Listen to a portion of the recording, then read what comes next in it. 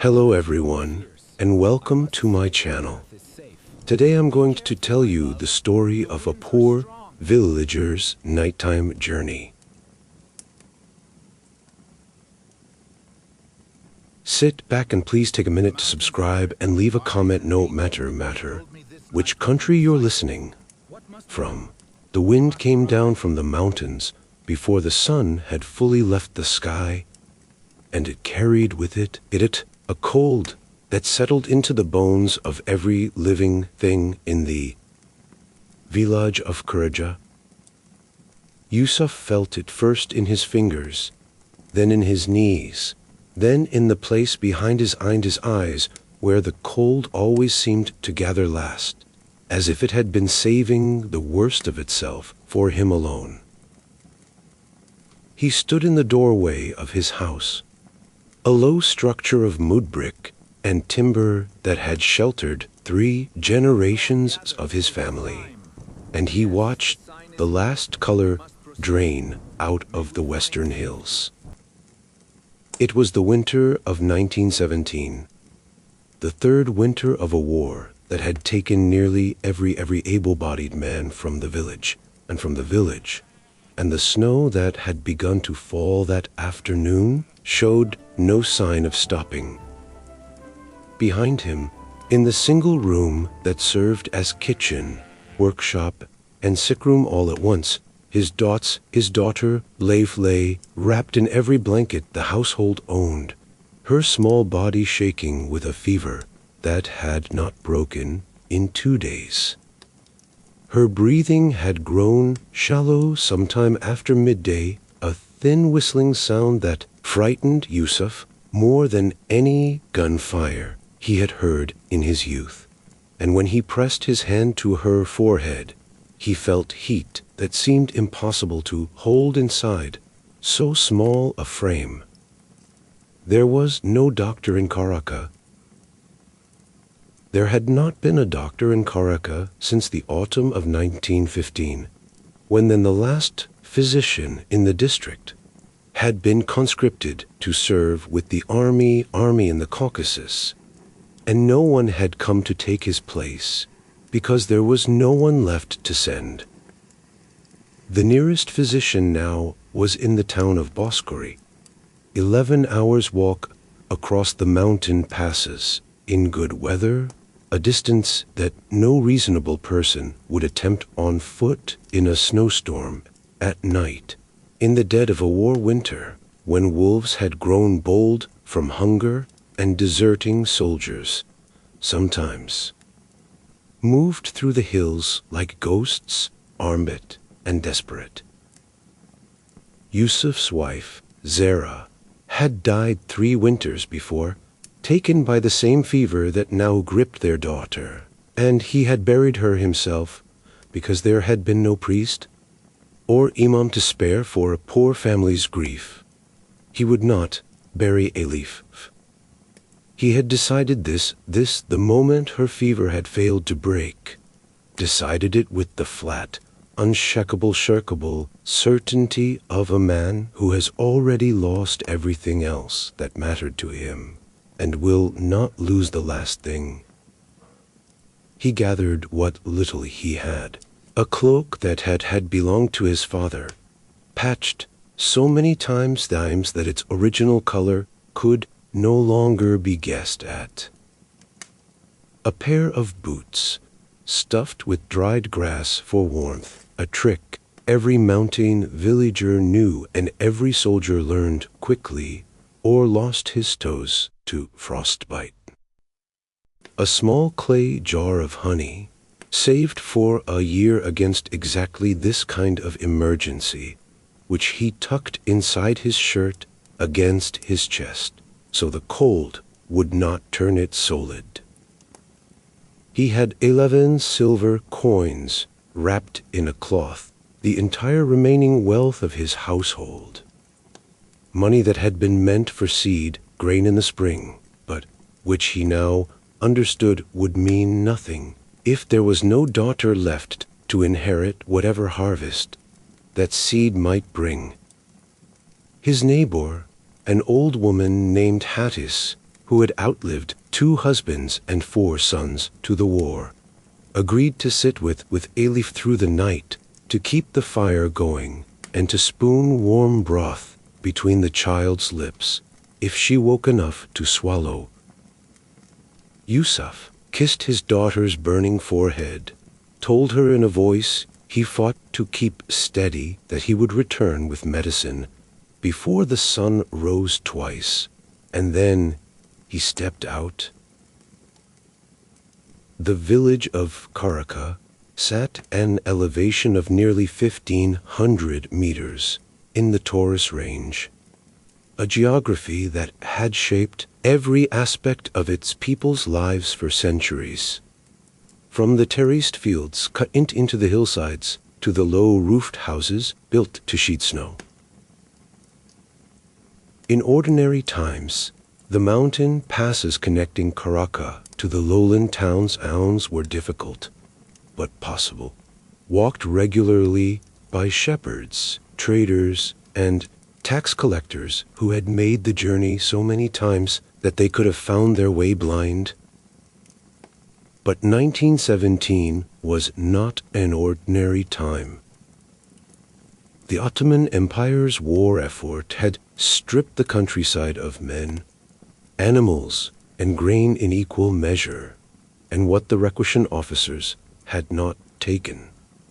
2 consecutive years of drought, and then a locust plague had destroyed. Typhus, carried by the lice that infested the ragged clothing of refugees and soldiers alike, moved through mountain villages with a speed that outpaced any attempt to contain it. And in the absence of doctors, the disease killed with a thoroughness that the war itself, for all its horrors, had not yet managed to inflict on the Judean population of Anatolia. Yusuf knew all of this not as his history, but as the plain fact of his life, the water he swam in, and he knew too that a single silver coin now bought less than 1/10 of what it had purchased before the war began, that the town of Bozkır itself was rumored to be short on medicine, and that even if he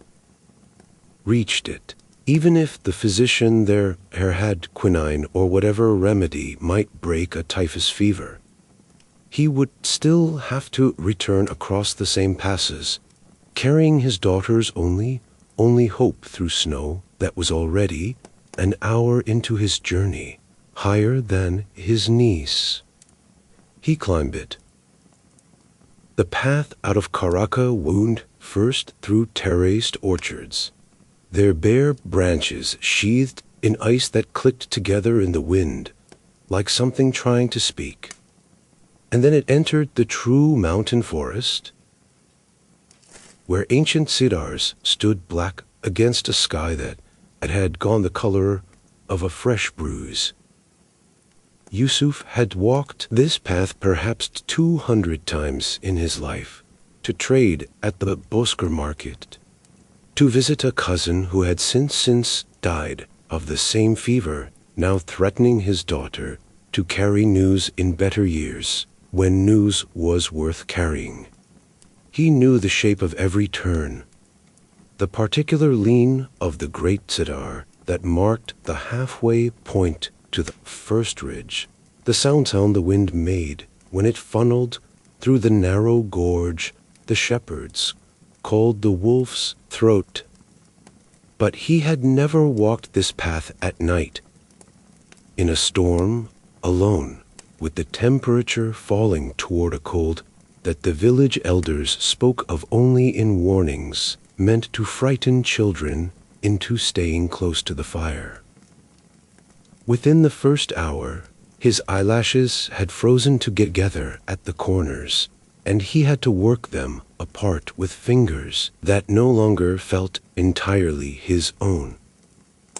Within the second hour, the wind had grown strong enough that he found himself leaning into it at an angle that would have looked absurd to anyone watching, though there was no one to watch, no one at all in that whole white and howling darkness, except Yusuf and whatever moved unseen in the trees on either side of the path. He thought, as he climbed it, of Elif's mother, and of the particular cruelty of a disease that struck twice at the same family within 3 winters. Zara had been a strong woman, capable of carrying water up the mountain paths that left younger men breathless, and her death had taught Yusuf that strength counted for nothing against typhus, that the favor did not care whether it took the weak or the vigorous, the old or the young. He thought too of his 2 sons, both older than Elif, both taken by the army's conscription officers in the spring of 1816 and sent east toward a front that swallowed letters and news alike, so that Yusuf did not know, walking through that storm, whether he had 2 living sons or none at all.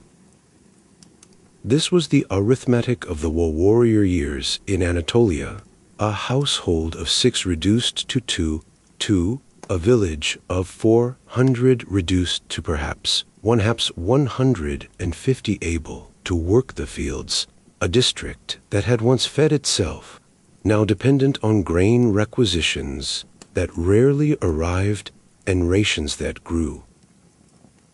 thinner with each passing season. Yusuf did not consider himself an unusually unlucky man. He understood in the plain, unsentimental way that hardship teaches that his story was the ordinary story of that time and that place, repeated with small variations in every village from the Taurus to the Boris to the Black Sea coast,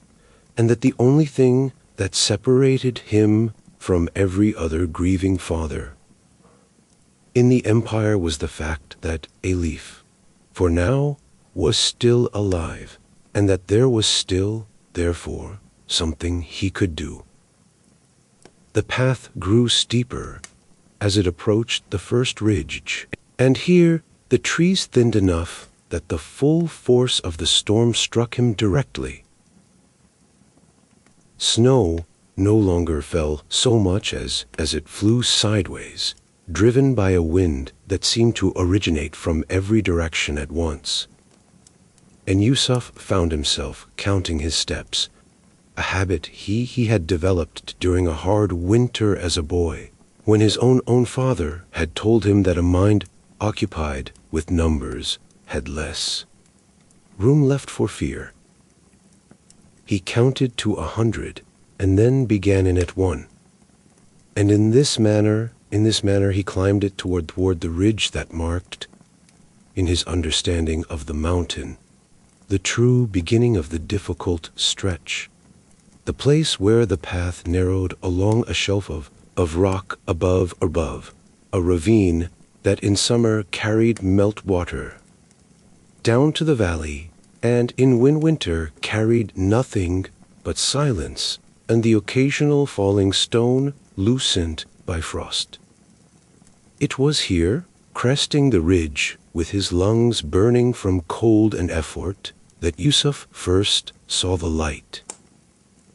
It was small, and it flickered in a way that suggested a fire rather than a lantern, and it came from a hollow below the ridge on the side of the path. He had not intended to take a detour that would cost him perhaps half an hour. He did not have to spare. He stood for a moment in the wind, snow accumulating on his shoulders, and considered simply continuing on toward Bosker, toward the medicine that might save his daughter's life, and leaving whatever fire burned in that hollow to whoever had built it. But 11 years of village life had taught Yusuf certain instincts that did not yield easily to reason, and one of these instincts told him that no one built a fire in that particular hollow, so far from any village or shepherd's hut, unless something had gone very wrong, and that a man who could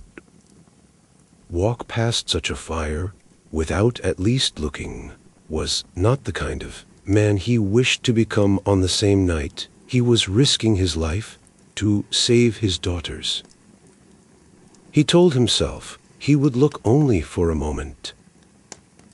He turned off the path and began to make his way down through the drifted snow toward the flickering light,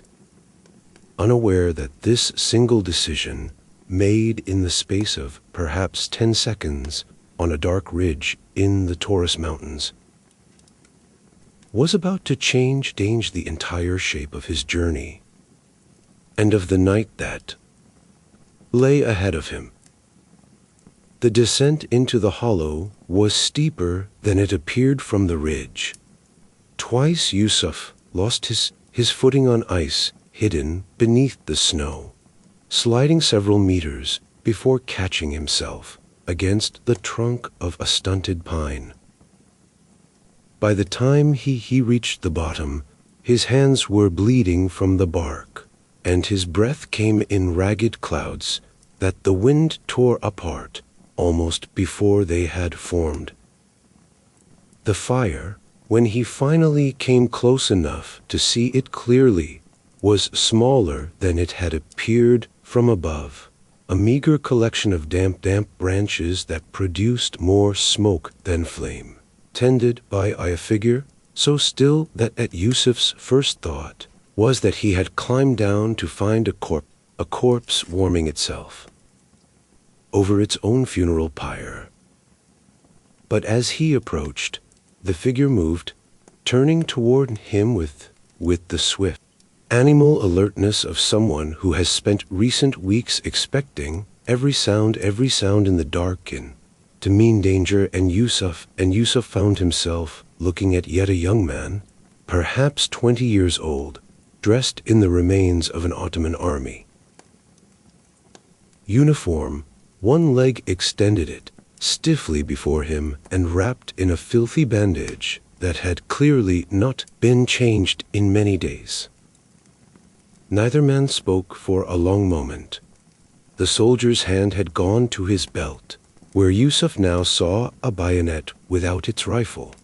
the only weapon he apparently possessed, and Yusuf raised his own hands slowly, palms open, in the universal gesture of a man who intends no harm. It was the soldier who spoke first, in a voice hoarse from cold and, Yusuf suspected, from days of speaking to no one at all.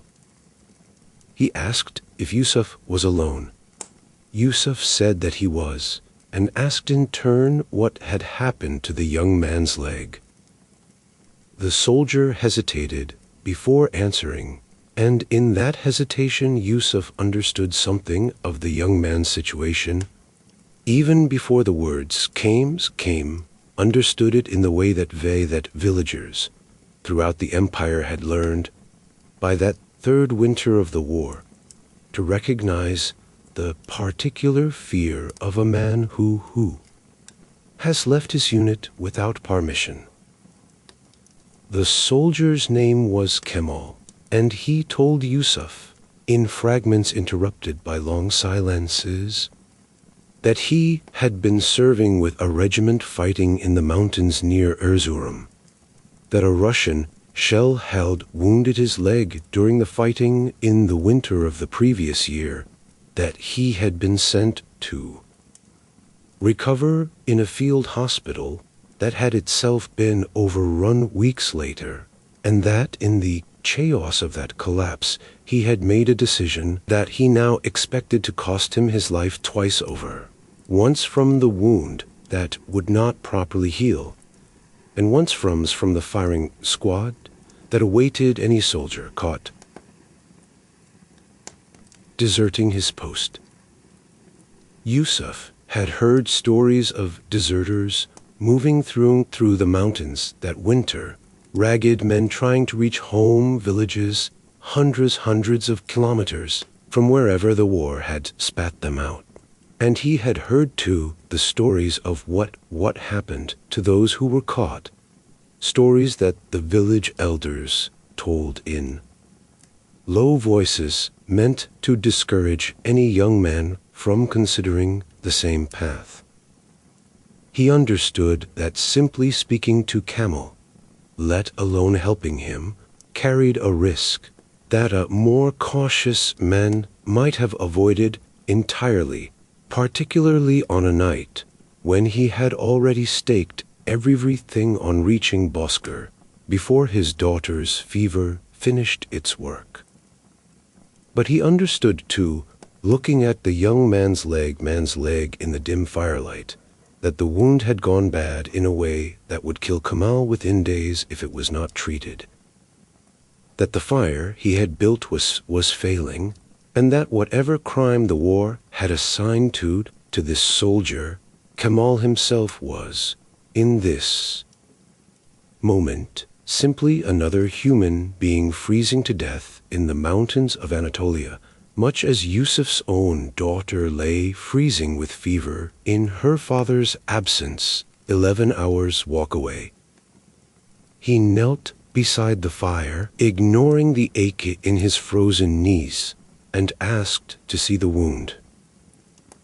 What he found beneath the bandage confirmed his fears.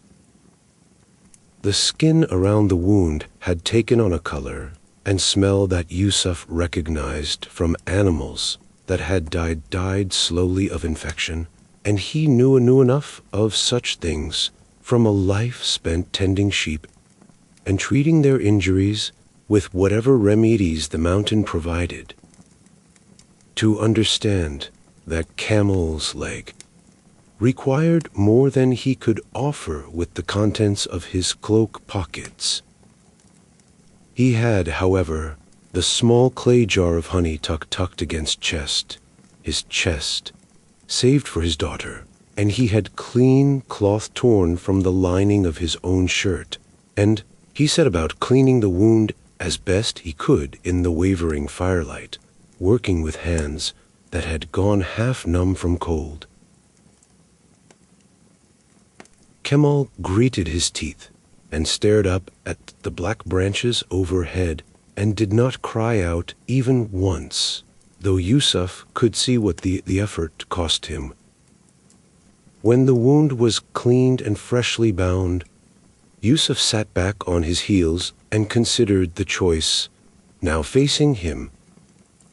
a choice that had not existed an hour before, when his only obligation in the world had been the 11-hour walk to Bosgrade and back, carrying medicine for a daughter whose fever would not wait for anyone's convenience. Kemal could not walk far on that leg, certainly not the distance to any town where a doctor might see him, and even if he could walk, no doctor in the empire would treat a deserter without first reporting him to the nearest garrison. But left alone in that hollow, with a fire that was already dying, and a wound that infection would soon carry into his blood, Kemal would not survive until morning. Yusuf made his decision the way he made most decisions in his life, quickly and without excessive deliberation, trusting an instinct shaped by years of hard necessity rather than the luxury of extended reflection. He told Kemal that he could not carry him to Bosgri, that his own errand there was too urgent to permit such a delay, but that he would leave him die in the snow either. There was, he explained, an old shepherd's hut, perhaps 2 hours' walk from the hollow, built into the lee of a rock outcropping that broke the worst of the wind, a structure that Yusuf and every other man of Karaka had used for generations during the summer grazing season, and that stood empty, unused through the winter months. It was closer than Bosgri, and it offered shelter if not medicine, and Yusuf judged that Kemal's chances of surviving the night were better inside those four walls than beside a dying fire in an unopen hollow. Kemal, who had clearly expected either abandonment or betrayal from any stranger he encountered in these mountains, seemed unable at first to process the offer, and it was several long seconds before he nodded and allowed Yusuf to help him to his feet. The 2 hours that followed tested Yusuf's strength in ways the journey alone had not. Kemal could bear almost no weight on his injured leg, and Yusuf found himself half carrying the younger man across ground that was treacherous even for someone moving freely, his own muscles burning with an exhaustion that the cold made somehow sharper rather than duller. They spoke little as they went, both men conserving what breath the mountain air and the effort demanded, but in the fragments of conversation that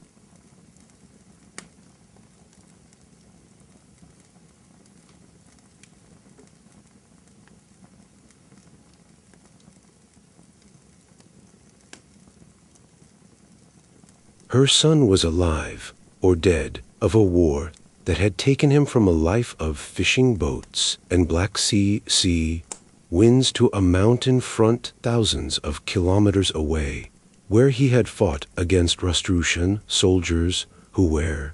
as far as Kemal could tell, no more eager for the fighting than he was himself.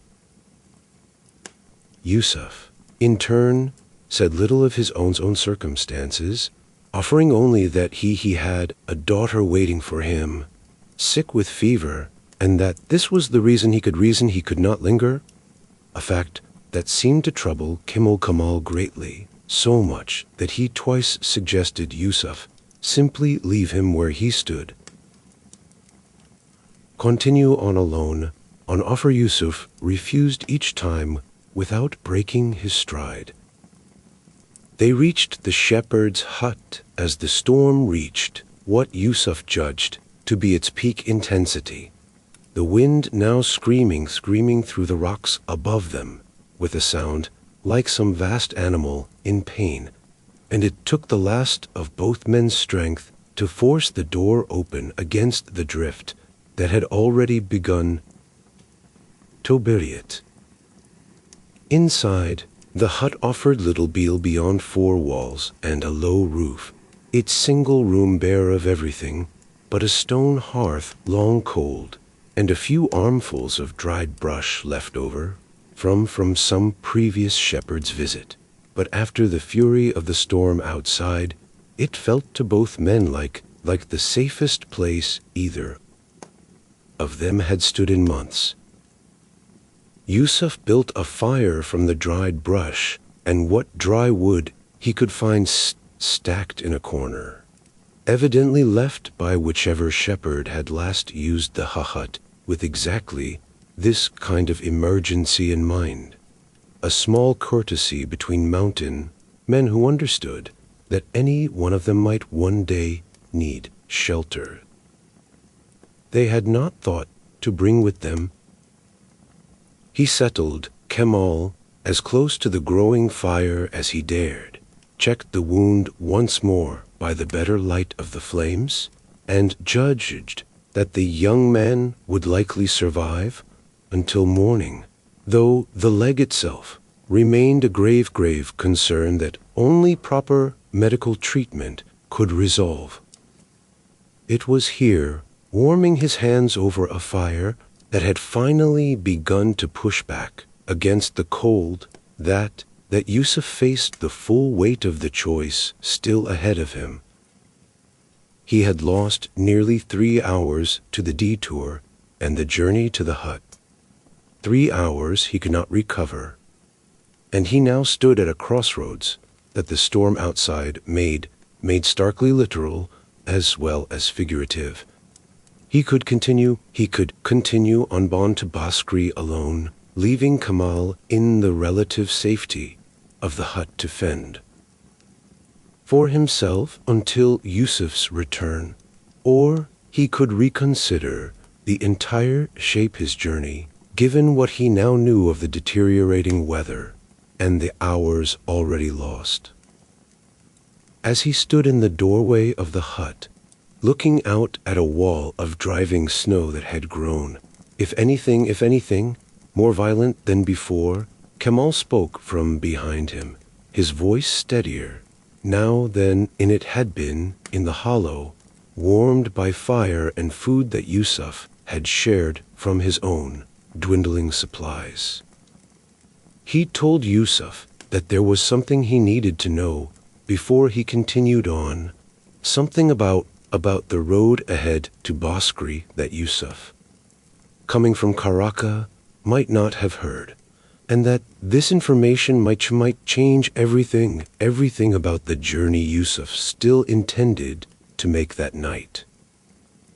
Kemal explained that in the days before his own flight into the mountains, moving mostly at night to avoid patrol searching for deserters, he had passed close enough to the lower slopes near Boskri to hear talk among refugees sheltering in a ruined mill, talk of a detachment of gendarmerie stationed at the town's northern approach, specifically to intercept and question travelers coming down from the mountain villages. The war had made every stranger a potential deserter, a potential spy, or simply another mouth to feed in a town already stretched thin by refugees fleeing the Russian advance in the east. And the gendarmerie's orders, as Kemal understood them, were strict regarding anyone arriving after dark, without clear and verifiable business. Yusuf, a poor villager arriving in the dead of night, alone, without papers beyond whatever the village headman might have provided, could well find himself detained for questioning that might last hours or days, precious time he did not have if he hoped to return to Elif's bedside with medicine before hair fever completed its work. Worse, Kemal added, there was a second concern that troubled him more than the gendarmerie, one born of rumors he had heard from other travelers in the weeks before his own leg wound had forced him to stop moving at all. That a band of army deserters, men far more dangerous and far less scrupulous than himself, had taken to using the lower mountain paths near Boskri as a hunting ground, robbing travelers of whatever coin or goods they carried, indifferent to whether their victims survived the encounter, since a corpse in the mountains told no tales to the gendarmerie that pursued them all. This news struck Yusuf with a force nearly equal to the cold outside. He had 11 silver coins wrapped against his chest, the only means he possessed of purchasing medicine, and the thought of losing them to bandits or of losing hours to gendarmerie questioning why Elif's fever burned unchecked filled him with a dread sharper than anything the storm itself had managed to produce him. Kemal, watching the older man's face in the firelight, offered what comfort he could. He knew, from his own journey through these mountains, of a second path to Boskri, one that avoided both the northern approach favored by the gendarmerie and the stretch of road where the deserter band was rumored to operate, a path that added perhaps an hour to the journey, but that ran instead along the eastern ridge or bidge above the Kizil ravine, entering the town from a direction that few travelers used, and that neither the gendarmerie nor the bandits, as far as Kemal knew, currently watched. It was as Kemal himself had intended to take, before his leg wound had forced him to stop. And he described it to Yusuf now in as much detail as his memory and the firelight eyesight allowed, tracing an approximate route with a stick in the dirt floor of the hut, marking the landmarks that would guide Yusuf through terrain he had never before walked. Yusuf listened carefully, committing every detail to memory with the focused attention of a man who understood that his daughter's life might well depend on getting every turn correct in darkness and driving snow. When Kemal had finished, Yusuf considered the young soldier for a long moment, weighing what he knew of him. A deserter among the empire's law would have executed had circumstances has been only slightly different against what he had witnessed in these last hours, a man who had shared crucial knowledge that could save a stranger's daughter with no expectation of reward, at real risk to himself, since the information itself proved damnable. Kemal trusted Yusuf not to report the location of a path used by fellow deserters to authorities, who might use it to hunt them. Yusuf did not consider himself a man given to easy judgments about right and wrong in a war that had blurred so many of the old certainties, but he understood, sitting in that small firelit hut with the storm howling outside, that he was in the presence of a decent man who had simply been caught in circumstances no decent man should have to face, and this understanding settled something in him, a resolve to see Kemal safely flee through whatever remained of that terrible winter, once his own errand to Borıng was complete. He left Kemal with the last of his food, a heel of hard bread, and a portion of dried meat that he had packed for his own journey, but could ill afford to keep, that at another life depended on the same dwindling supplies. And he promised to return by the eastern path once he had secured medicine in Borıng, bringing with him whatever additional help he could arrange for their young soldier's ruined leg. Though he did not yet know what form that help might take, given that any doctor willing to treat Kemal would also be bound by law to report him. This was a problem Yusuf set aside for the return journey, telling himself that he could not solve every difficulty in a single night, and that Elif's fever remained, as it had been from the beginning, the most urgent matter before him. He stepped back out into the storm sometime past midnight, by his best reckoning, for he owned no watch and judged the hour only by the ache in his body and the position of what little moon showed through breaks in the racing clouds. And he began the climb toward the eastern ridge that Kemal had described, a path into terrain he had never walked in, a storm that showed no mercy, carrying with him now not only his daughter's fragile hope, but a second life he had, in the space of a single detour, chosen to make his own responsibility as well. The eastern path proved every bit as difficult as Kemal had warned, winding along a narrow shelf above the Kizil ravine, where a single misstep would have sent Yusuf falling into darkness, from which no one would ever have recovered his body. Twice he lost the path entirely in the whirling snow, forced to backtrack and feel his way along outcroppings of rock with hands that had long since stopped registering the difference between stone and ice. It was somewhere on this stretch perhaps an hour into the climb, that he heard the wolves. The sound came first as a single long note, carried on the wind from somewhere below in the ravine, and then, after a silence that seemed to stretch unbearably long, it was answered by a second voice. And then a third, closer than the first, close enough that Yusuf felt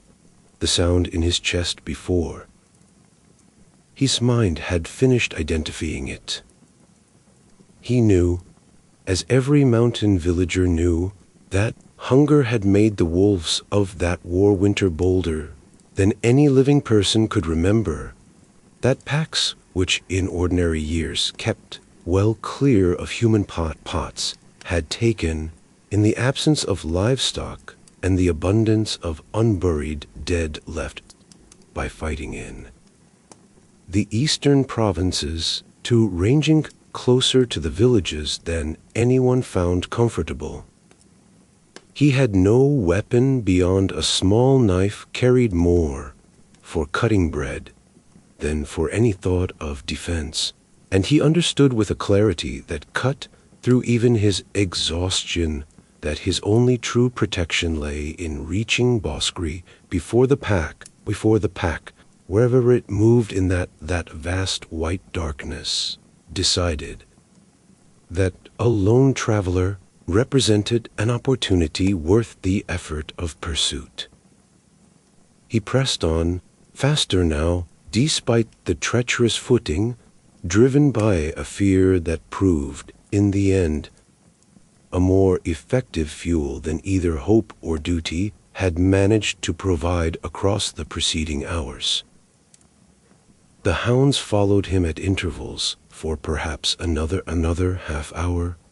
sometimes near enough that he was certain he could hear the pack moving through brush somewhere below the ridge, sometimes fading enough that he allowed himself to believe they had lost interest, or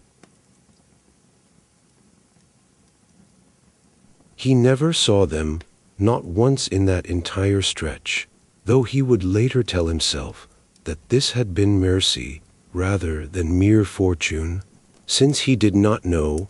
and never would know, how close the animals had actually come, nor whether it was the storm itself, its noise and its blinding snow, had ultimately saved him, rather than any wisdom or skill of his own. The howls stopped entirely as the path began, at last, to descend, the ravine falling away below him, and the lights of Borıng, faint and scattered, appearing through gaps in the snow like something out of a dream he had begun to fear he would never live to have. He entered the town from the east, exactly as Kamal had promised, along a route that ran past the crumbling wall of what had once been a caravanserai, and into a warren of narrow streets that Yusuf, who had visited Borıng perhaps a dozen times in better years, did not immediately recognize in the storm and the darkness. It took him nearly half an hour of wandering, growing colder and more desperate with each wrong turn, before he found the street he sought, and longer still before he located the house of the physician, a two-story stone building near the town's central mosque that showed, to his enormous relief, a single lit window on its ground floor, despite the lateness of the hour.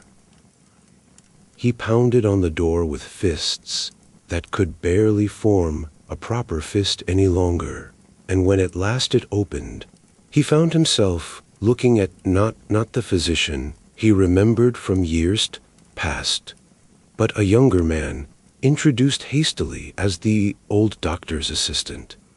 since the physician himself, Yusuf learned, with a sinking feeling, had been called away 3 days earlier to attend to a crisis among refugees sheltering at the edge of town, and had not yet returned. The assistant, a serious young man named Rustem, who had studied briefly in Ifli in Istanbul, before the war's disruptions had cut short his medical education, listened to Yusuf's description of Elif's symptoms with the careful attention of someone determined to prove himself equal to a responsibility thrust upon him before he felt fully ready for it. He confirmed what Yusuf had feared and half expected, that the symptoms matched typhus as closely as any description could without direct examination, and he explained with evident regret that the town's own supply of quinine and other fever remedies had grown dangerously low, rationed carefully among the many sick who had arrived with the refugee columns from the east, and that he offered Yusuf only a small quantity, perhaps enough for a single course of treatment if administered with great care, and if Elif's constitution proved strong enough to respond. It was not the certainty Yusuf had hoped to carry back across the mountains, but it was something, a chance where before there had been none, and he accepted the small paper packet of medicine with hands that shook now from more than merely the cold, pressing into Rustam's palm 6 of his 11 silver coins, more than the young assistant asked for, but exactly as much as Yusuf's gratitude demanded he offered. Yusuf turned in the doorway, and for a moment he considered denying any knowledge of the man Rustam described, a caution born of the same instinct that had kept village families alive through 3 years of a war that punished carelessness of speech as readily as carelessness of action. But something in Rustam's face, an earnestness that matched the careful attention he had shown in describing Elif's treatment, persuaded Yusuf that this young assistant was not an agent of the gendarmerie seeking to extract information under the guise of medical conversation, but simply a man who had heard troubling news and felt obligated to pass it along to a traveler who might unknowingly walk back into danger. Yusuf admitted it, in a voice kept low despite the empty street outside, that he had indeed encountered a wounded soldier in the mountains night. And Rustam's expression, hearing this, shifted from simple concern to something closer to alarm. He explained that the gendarmerie patrol, 6 men under a sergeant known in the town for a diligence that bordered on zealotry, had passed through Boskri's northern approach only that evening, questioning every traveler they encountered about a deserter believed to be moving through the district,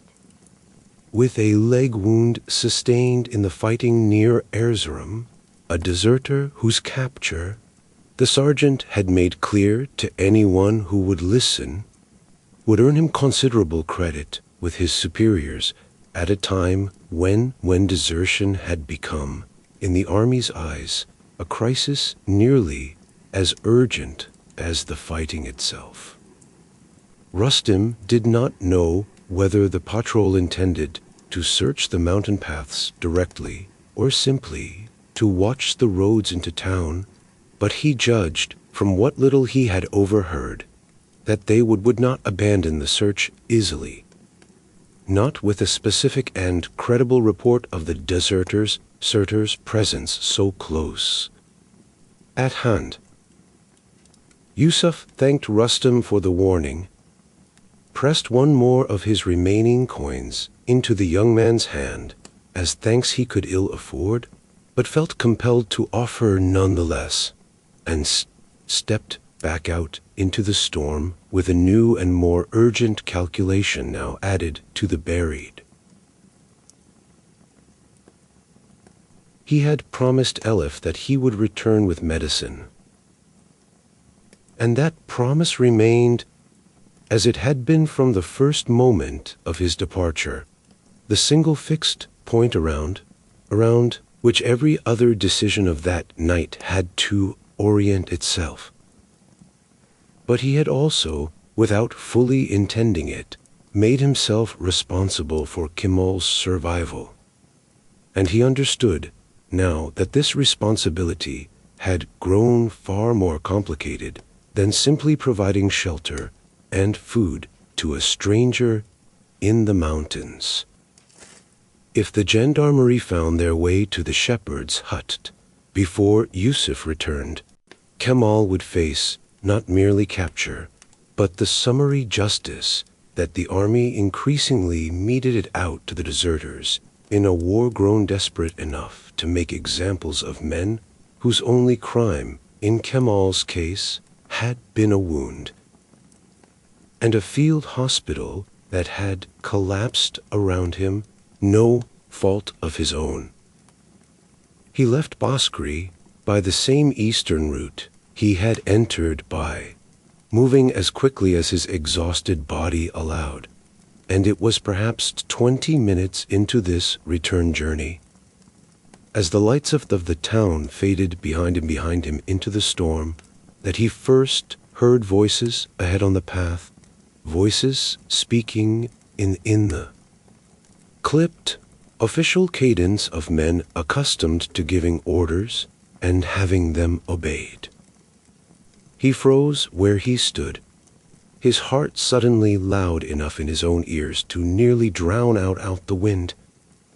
and after a moment of frantic calculation, he left the path entirely, working his way into the cover of a stand of pines that grew close along the ravine's upper edge, and there he waited, pressed against the frozen bark of a tree as the voices grew closer, and then gradually, closer still, until he could make out through gaps in the branches the shapes of men moving along the very path he had just abandoned, six of them, rifles slung across their shoulders, moving with the particular purposefulness of a patrol that expected, before the night was finished, to find exactly what it was searching for. He caught fragments of their conversation as they passed, within perhaps 20 paces of where he hid, enough to understand that they intended to search the higher passes at first light when the storm, according to one man's confident prediction, would have blown itself out enough to permit a more thorough sweep of the mountain trails, and that they planned, in the meantime, to make camp in a stone hut they knew of near the Kizil ravine, a hut that Yusuf realized, with the jolt of pure dread, was not the shepherd's hut where Kemal lay sleeping, but close enough to it, perhaps no more than an hour's walk distant, that any search conducted at dawn would almost certainly discover the hut where he had left the wounded soldier. Yusuf did not move again until the lullest of the patrol's voices had faded entirely into the wind, and even then he waited it a further span of minutes that felt, in his exhaustion and his fear, considerably longer than they likely were, before he dared step back onto the path and resume his climb, moving now with a desperate urgency that overrode even the deep fatigue settling into every part of his body. He had, by his estimation, perhaps 4 or 5 hours before dawn would bring the gendarmerie search into the very hills where Kemal sheltered, and he understood that whatever plan he formed in the remaining hours of darkness would have to account not only for delivering Elif's medicine. Moving Kemal, wounded as he was, somewhere beyond the reach of a patrol that had already demonstrated both its proximity and its determination. He reached the shepherd's hut sometime in the deepest hour of the night, when the storm had begun, at last, to show the first signs of the exhaustion that even the fiercest mountain weather eventually surrendered to, the wind dropping from a scream to something closer to a low and continuous moan. Kemal woke at the sound of the door. Reaching instinctively for the bayonet at his belt before recognizing Yusuf's shape in the dim glow of the hut's dying fire, and Yusuf wasted no time on explanations beyond the essential facts. The gendarmerie searched for him specifically. A patrol camped less than an hour's walk away, intended to sweep these very hills at first light, and Kemal could not remain where he was. Kemal's face in the firelight showed an expression that Yusuf recognized from his own daughter on the rare occasions when illness or misfortune had forced her to confront fear too large for a child to properly hold, a kind of stunned resignation that arrived before the mind had fully processed what it meant. He said, after a moment, that Yusuf should leave him, should take whatever medicine he had cured for his daughter, and return to Karaka without further delay, since the risk of remaining to help a condemned deserter now threatened not only Yusuf's own safety, but the timely delivery of medicine a sick child could not afford to wait for. It was, Yusuf recognized, exactly the kind of selfless calculation he might have expected from the young man he had come to know across these last strange hours. And it was also, he decided almost as quickly as Kemal finished speaking, a calculation he had no intention of accepting. Yusuf told Kamil that he knew of another shelter, higher and more hidden than the shepherd's hut, a shallow cave above the tree line that the boys of Karaka used in summer as a place for games and small adventures, invisible from the main paths and unlikely to feature it in any gendarmerie search that assumed, reasonably enough, that a wounded man would seek the nearest and most obvious shelter rather than climb further into the storm. It would mean more effort for a leg already pushed beyond what it should have borne that night, and Yusuf could offer no guarantee that the cave would prove warm enough or safe enough to see Kamil through until whatever came next.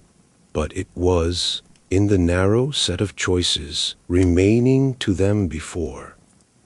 dawn, the best chance either man could identify. Kemal did not argue further.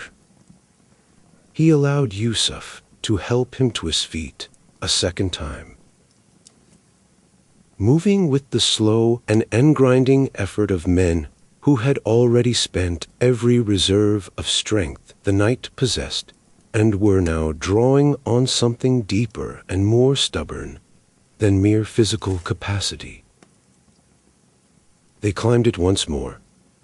into the thinning storm, following a route that Yusuf navigated as much by childhood memory as by any landmark visible in the darkness. They reached the cave as the sky in the east had begun, almost imperceptibly, to soften from black toward the deep gray that precedes any mounting dawn. And Yusuf settled at Kemal as comfortably as the Babar stone allowed, sharing what little remained of his food and promising though he could not say with any certainty when or how that he would return, that Kemal's ordeal in these mountains had not reached its end in a cave with no fire, and a leg that still needed proper medical attention, but that Yusuf did not intend to abandon a debt he now felt as clearly as any debt owed to his own family. Kemal, exhausted past the point further protest, thanked him in a voice barely above a whisper, and Yusuf left him there. In the gray light of a dawn neither man could yet be certain either of them would live to see the end of, and began the last leg of a journey that had already asked more of him than any single night of his life before it. The walk back to Karaka passed in a haze of exhaustion that Yusuf would later struggle to properly recall, his body moving forward through some combination of habit and pure stubborn will long after his conscious mind had grown too tired to fully register the passing landscape. He does remember, with more clarity than most of that final stretch, the moment the walls of Karaka finally came into view through the thinning snow, small and gray and utterly unremarkable to any eye, to any own, but his own, and the moment, shortly after, when he pushed open the door of his own house to find Hatice sitting exactly where he had left her some 14 hours before, her face lifting toward him with an expression caught between exhaustion and desperate hope. Elif still breathed. Her fever had not broken, but neither had it worsened significantly through the long hours of his absence, and Yusuf allowed himself, for the first time since stepping out into the storm the previous evening, a single moment of something cling close to relief before turning immediately to the work of administering the medicine Rustem had prepared, measuring careful doses into water warmed at the hearth, coaxing them between his daughter's cracked and fever-dry lips with the same patient care he had once used to feed her as an infant. He did not know, kneeling there beside her in the gray light of that first morning, whether the medicine would prove sufficient, whether her small body possessed the strength to answer its intervention, or whether he had simply delayed by some hours a grief that had already claimed her mother,